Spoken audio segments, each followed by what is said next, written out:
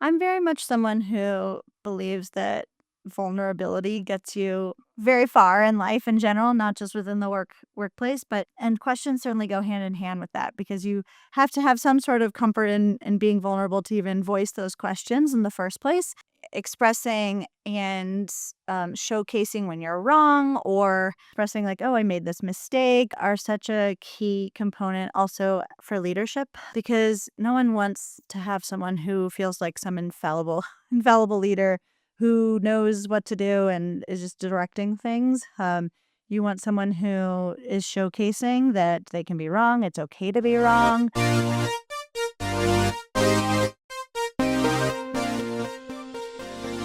Hi, and welcome to CMO Convo. I'm Michal Lasman, your host and a global marketing leader. Today, we're joined with Annie Furlong, a marketing leader, club member, and builder of niche communities in the B2B2C space. Annie, welcome to the show. It's great to have you with us. Yeah, thanks for having me. Yeah. So, Annie, before we kind of like jump into today's topic, which is B2B2B strategies, would you mind sharing a bit of information about your background and maybe a bit on your career journey? Yeah. So the vast majority of my career has really been within the healthcare space in some capacity, usually more on the business side of healthcare, I always say. So, not actually the one helping to deliver the care to patients and individuals, but rather thinking about engagement strategies, how we're reaching our end users, whether that be hospital executives or individual patients. Who have access to certain kind of specialty care benefits, which is the world in which I live today. But ultimately, it's been quite a journey. And I think professional development is also something I'm incredibly passionate about, but have done everything from the large publicly traded companies that work in healthcare consulting to then entering a little bit more into the trade association and then ultimately the startup space where I've been the last close to a decade. And it's been quite a fun journey in and of itself there. So also a bit of a startup uh, passionate person about startups as well. Yeah, thank you very much for sharing. So, Annie, I know that you've also created a niche community in the B2B2C space. And I would love to learn what kind of like stood up to you when you started like focusing in this whole environment of the B2B2C. Yeah. Well, I first got interested in creating this community, our B2B2C collective, ultimately because I found there's just not a really strong community out there. I think there's a lot on for B2B marketers, also direct to consumer marketers. But then this B2B2C space is a very niche world that so many of us live in. And ultimately just started organically getting folks interested. And a lot of the different challenges that we all face are pretty similar across the board, where it's everything from how do we get clients to ultimately say yes to opening the doors to reaching out directly to their employee audiences, because ultimately they hold the keys to kind of reaching out, and ultimately trying to get to those end consumers. So we're always thinking, one, how are we even structuring our teams internally? How we're supporting and working with our CS counterparts, to also how we're building content and being able to customize or personalize to these employer partners and ultimately reaching their employees in a scalable way. And it's been very interesting. A lot of us tend to be in the startup space within this community. And it's also been interesting to kind of see the different evolution from folks who are in maybe more early stage to mid stage to strong growth stage. And then ultimately, even folks who have recently IPO'd. So it's we've all are kind of learning from each other and sharing best practices and resources and what seems to resonate. I think the key piece is that so many of our executives are always looking for that silver bullet, which is probably true for any any segment of marketing across the board. However, for us, it's always about how do we ultimately reach them through a number of different channels, a number of different ongoing communications. And ultimately, the silver bullet is that there is no silver bullet, and that it's ongoing, evergreen communications, as we all know so well. Yeah. So, would you mind also sharing a bit of the challenges or the differentiation between B2B to B2C in the type of strategies? Yeah. So with the B2B market, you at least I'd say your audience is perhaps more focused. Typically who your buyer is, individually and specifically, then what's their title, what's the type of company perhaps that you're focused on. And certainly there are other players, for example, within our healthcare space. There's not just the benefits buyers and those HR leaders, but then there are also benefits consultants and sometimes also then healthcare providers and healthcare insurers. I'm within the US market, so it gets even more complex sometimes within healthcare. But then within the B2C space, then it's really about how do we really kind of focus on the individual? And there's a completely varied range, I should say, for backgrounds of individuals. So within the B2B2C space, it's really about unlocking the keys and getting the keys from the employer so that they then allow us to market directly to all of their end employees. And it very much then depends upon, is this a company that has people distributed across the country? Are they people who are sitting at their computers all day? And so reaching them might look very different than someone who is working on a factory floor, frontline worker every day. And how we're catching their eyeballs is so different depending upon the type of employer, the type of employee. Where do they live? Are they in a rural community? Are they in an urban community? Education level, especially when dealing with healthcare.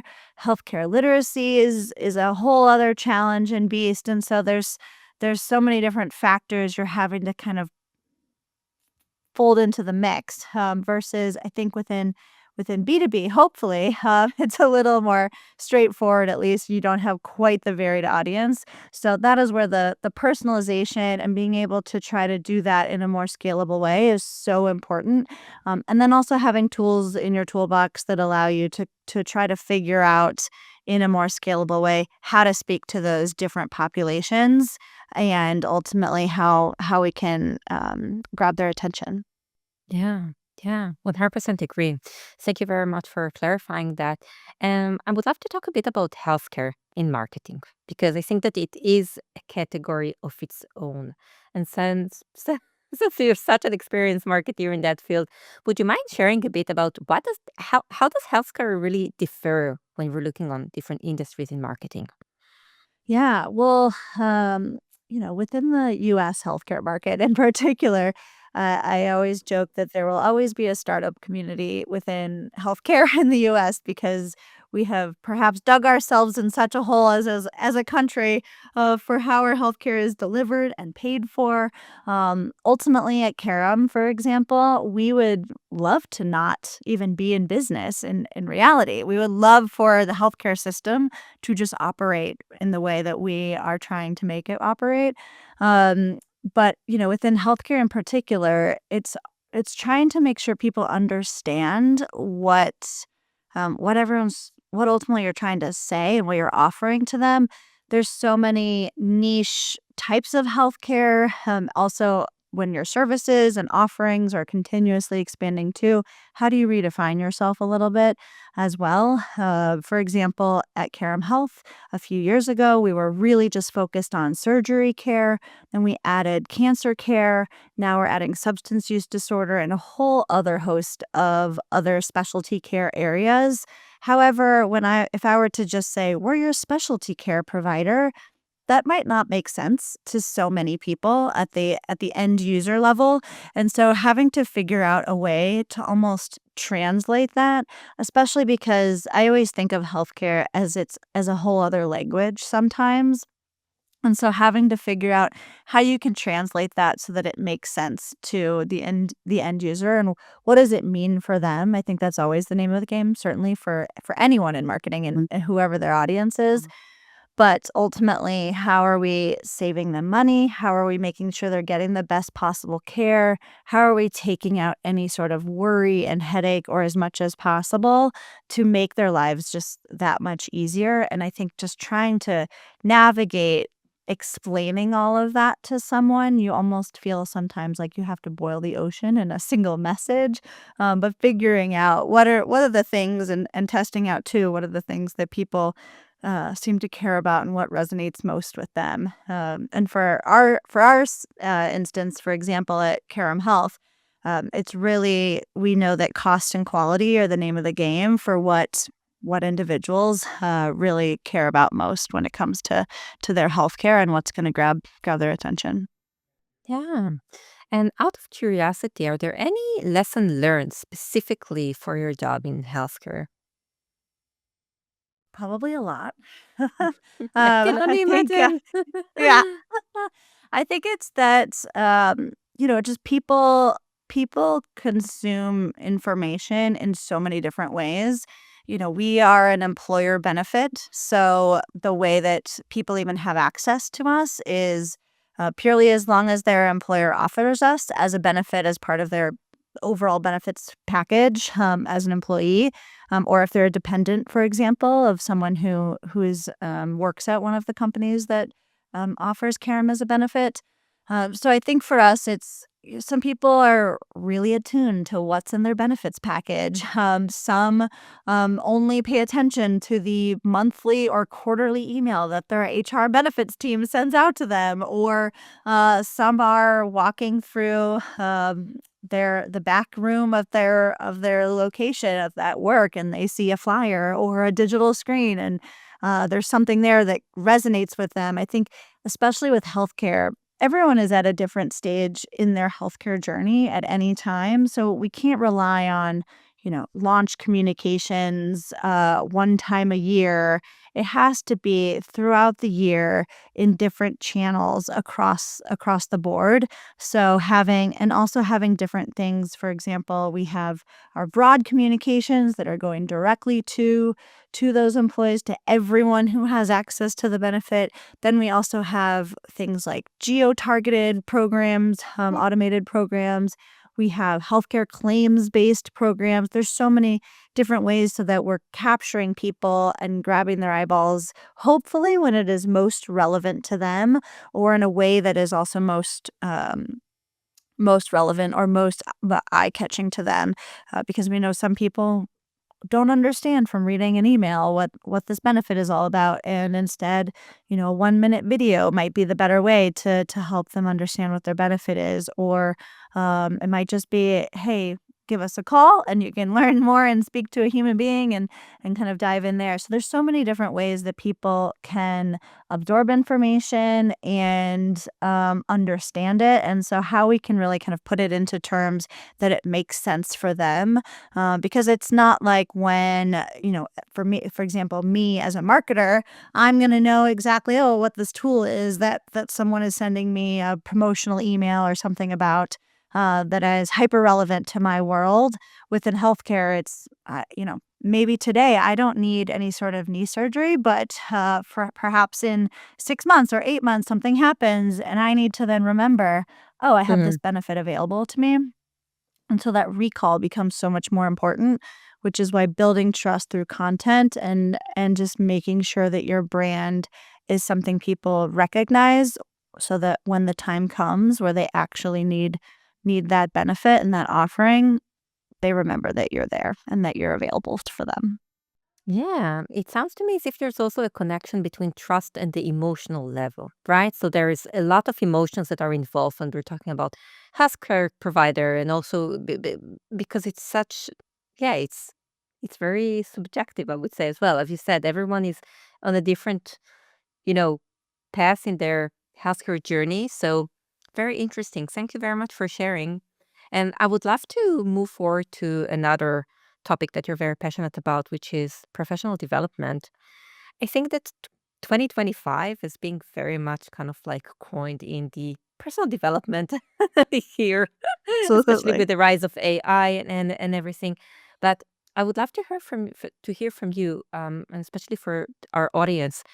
How can marketeers who feel that maybe they have been plateaued or maybe they want to move forward with their career, what would you kind of like recommend them as the first step in their personal development journey? Honestly, I think just asking questions and, that means both of themselves, I would say, of figuring out what it is that actually you're most interested in, but then people who maybe you admire or even whose jobs pique their interest, asking them questions, setting up time, trying to just purely learn more. It doesn't have to be with the intention of, "You might have a job for me right now." It might be that I'm trying to figure out what even is that end job that could be of interest to me down the line? I think also figuring out I would always joke that my 20s were for figuring out what I didn't want to do in my career, and then 30s was really where I had figured out those pieces that I don't wanna do as much as possible, and then really focusing in this next decade of what I wanna be doing and setting on that path. But I always say as well, the more you can just be open to new experiences and trying things out, the more you're then going to learn and figure out. It just adds more tools in your toolbox to figure out what it is that you're passionate about and that you enjoy doing day to day. There's always going to be components to any job, any role that aren't your favorite pieces of every day. However, making sure that at least at the end of the day you are enjoying what you're doing and are, feeling some sort of creativity and passion. Obviously, those are very privileged things to be able to feel in your work, and but it's such a great opportunity to be able to have that as part of my world. But I think just as folks are figuring out what they want to be doing, being open to things and being willing to try. I mean, I certainly remember I think probably when I was 23 or 24, and I had a couple of leaders within my company at the time who said, "Annie, we would love to try out just for 6 months, essentially you doing, reporting to 2 individuals and, kind of doing this hybrid type role, and we'll touch base at the end of 6 months and see how it's going, but obviously have an ongoing conversation as well, and I said, "Yeah, let's try it." Ultimately, I had come to the conclusion that this is 2 whole jobs that, I'm trying to fit into 1 job. But then I was able to have that honest conversation and kind of select the route and I learned so much about a whole other field or a whole other segment of the business that I wouldn't have otherwise learned. But I do think that questions ultimately are the name of the game for anything. And I Uh-huh. think of that not just in your professional development, but also making sure for any sort of project or task you're working on, it allows you to make sure you're doing it the right way, or just so many ways that you can waste time and energy if you just don't ask clarifying questions or dive in with curiosity, especially. Those are the kind of key pieces that I always encourage people. And I think the more questions you ask, the more confident you become in being able to speak up and ask those questions further and ultimately make it feel like it's a culture of learning for your peers and for your direct reports and whoever it might be, and it inspires other people to then continue to do that as well. Yeah, 100% agree. By the way, have you ever read the book Change Your Questions, Change Your Life? No, but I'm gonna You write that have to, down. I need because to, yeah. yeah, it's a whole theory around like questioning thinking. So how do you develop that, perspective of constantly being curious, not making assumption, right? And then looking and observing on the situation and asking, okay, what's possible now? What are the other people thinking, feeling? What will be the next step to support everyone? And just a very lovely book that I think really cater into your approach. So I think that you would love and enjoy reading that. Yeah, I'm Yeah. excited to check it out. Cool. And I would love to ask, out of your leadership experience, if there was like any specific approach or practice that you know of that you saw that really make your team grow? I mean, yes, you've mentioned the whole question thinking. Let's frame it that way. But is there any other frame of thought that might support here? Yeah, I'm very much someone who believes that vulnerability gets you ve very far in life in general, not just within the workplace, but I think and questions certainly go hand in hand with that because you have to have some sort of comfort in being vulnerable to even voice those questions in the first place. But I think in expressing and showcasing when you're wrong or and expressing like, oh, I made this mistake or things along those lines are such a key component also for leadership. Because no one wants to have someone who feels like some infallible infallible leader who knows what to do and is just directing things. You want someone who is showcasing that they can be wrong. It's okay to be wrong. And bringing that, I think for me, I think this is probably why startups appeal to me so significantly is that there is no, this is how we always did it because the foundation of what you are even doing as a company, there has not been done most likely, or not at least in the way that you are doing it. And so I think when you bring that mindset to your individual role as well of how can we be doing something differently or, hey, I have this idea and just creating that space for your team whether that's your direct reports, your peer group, or other people within your team that you're working with, and showcasing those types of ideas. Especially if you ever feel like perhaps someone comes to you with not a great idea, come responding with questions and curiosity and trying to understand versus making assumptions about what they were thinking or what their goals were or whatever it might be, but coming instead with those questions, that curiosity, and not coming from a place of assumptions. I think that will serve people in any role at any level throughout their career. Yeah, and you've mentioned vulnerability. Would you mind maybe defining what does it mean? Because I think that there are like these phrases like authenticity, vulnerability, but what does that actually mean in practice? I think it's just willing to showcase that you don't know the answer, or don't know the whole answer even, and being comfortable in that. I think making sure that people understand that it's also okay to not know the answer, because otherwise you can be then having you can have fear to speak up. You could have fear that you're asking a dumb question, so to speak, or something along those lines, and then you might just keep it closed to yourself. I feel so often in my career early on, I would be sitting in a meeting and not feel comfortable wanting to speak up, and showcase that vulnerability of maybe what I have to say is not a good idea or not creative or just purely a bad idea. And someone else at the table would speak up and say that and get a lot of praise or, "Oh, that was such a great idea, person."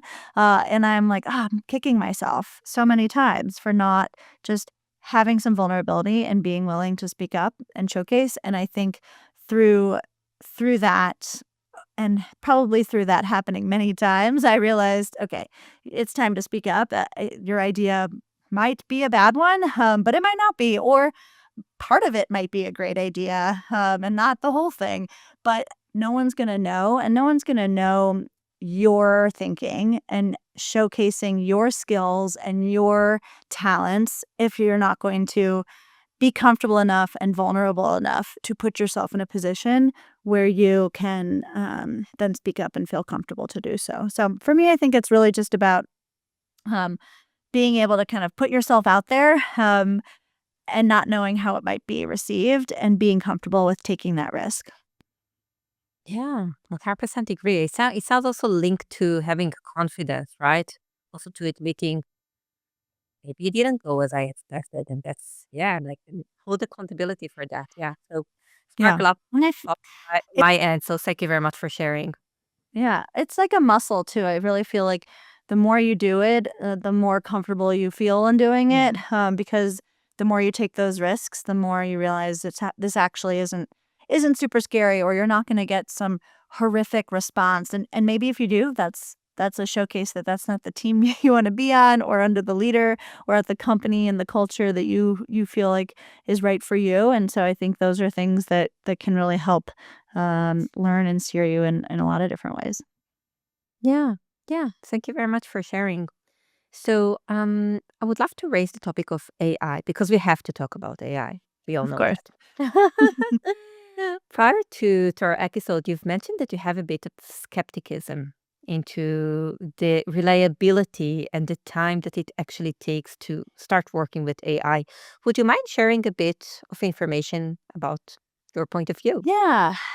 I think, and there's so many segments within marketing in particular, I would say that AI is further along than perhaps it is in one area versus another. However, like for example, I think within the personalization within an email platform, for example, that is likely much further ahead, and testing out subject lines and shorter copy or CTAs, things along those lines in a scalable way, and getting those answers so much more quickly, I think is in a totally different world than perhaps where content marketing is, and how AI can aid in that subsegment of marketing. So I think, and so many executives these days are just, well, how can we do AI? What's AI? And I also think the level of and size of company as well that you're in, and the level at which your company is adopting things enterprise wide, I think also makes a huge difference, especially because so much there's a lot of fear of putting things into, for example, ChatGPT, that then you don't want to put anything proprietary, for example, into something like that.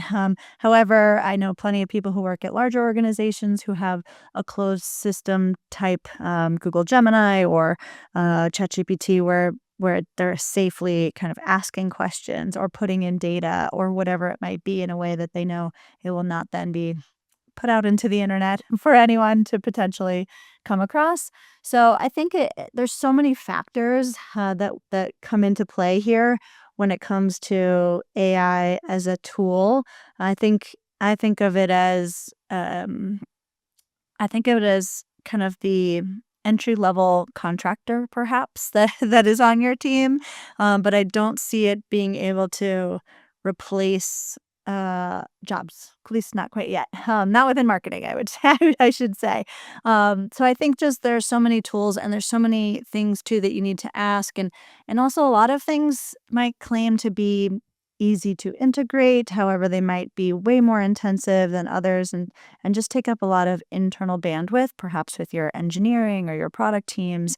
And so those are all factors that I think people just don't think about when it comes to the ease of adopting AI. So I think that um, there's a lot that needs to be done. I do think the name of the game really needs to just be piloting different tools in a safe space. I have a team member who had a great way of putting it, also of just having a beginner's mindset when it comes to AI, and I think that also is a very scary thing for so many people, especially folks who might be later on in their careers or just not right at the beginning of their careers. And so feeling comfortable and testing things out, because it is something that we do need to start utilizing, factoring in, thinking about. It can be things that can ultimately save a lot of time. I think from a organization project management standpoint, that is absolutely helping, being able to get things done in a more time efficient way, and also keep things organized. But for me, when it comes to AI, it's just about at least not running at every sort of shiny object, but rather thinking about what are the ways in which you could maybe be more efficient on your team? What are ways that we could spend less time doing manual things that could be automated?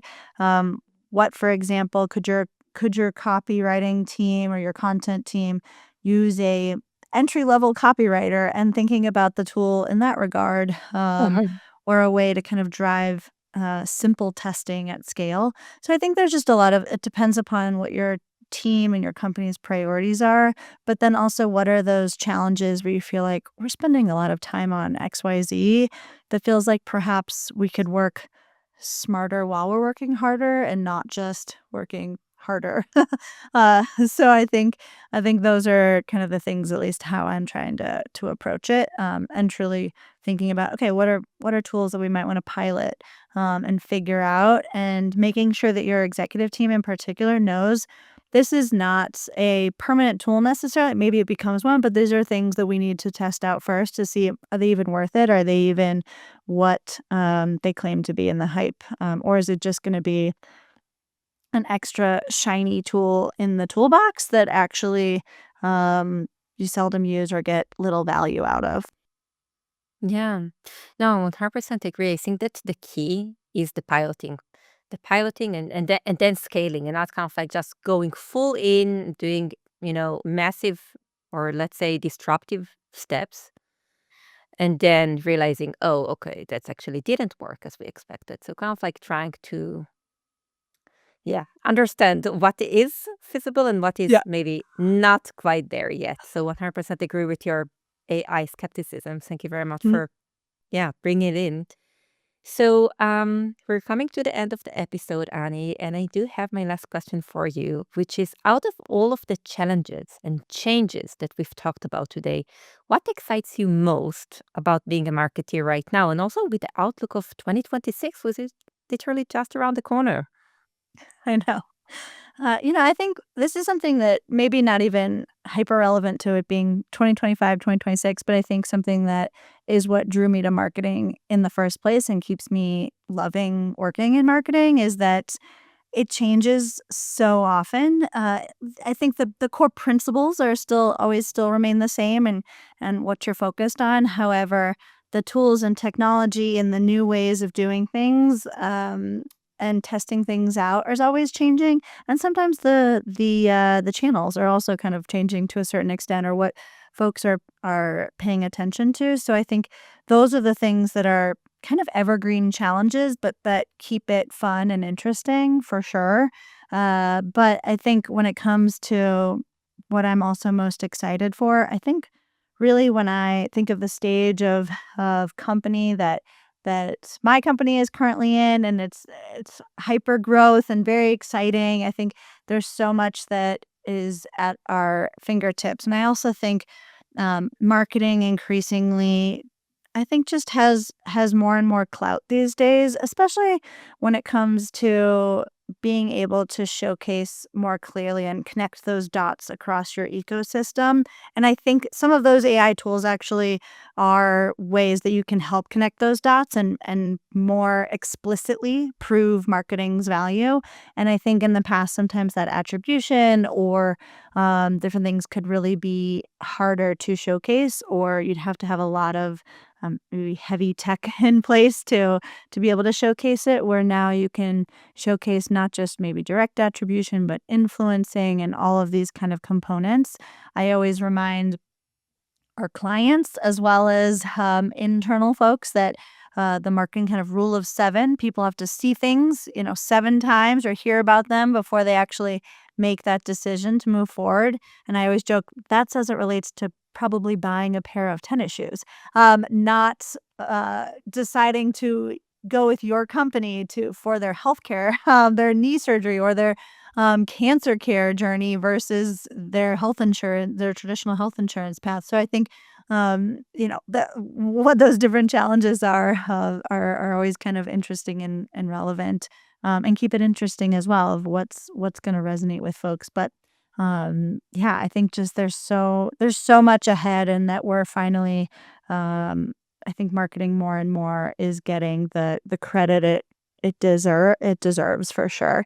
And so that makes me really excited, because it also then opens up, I think, a lot of opportunities for my team, for people on my team, for other folks to understand the value of it and all of the hard work that we're doing every day. So yeah. Yeah, thank you so much, Annie. That has been such a great conversation. Yeah, thanks for having me. I appreciate it. It was a great talk. Thanks for tuning into this episode of CMO Convo. For more content like this, check the recommended videos on your screen now. If you enjoyed this episode, please give us a thumbs up, subscribe to our channel, and hit the notification bell so you never miss a thing.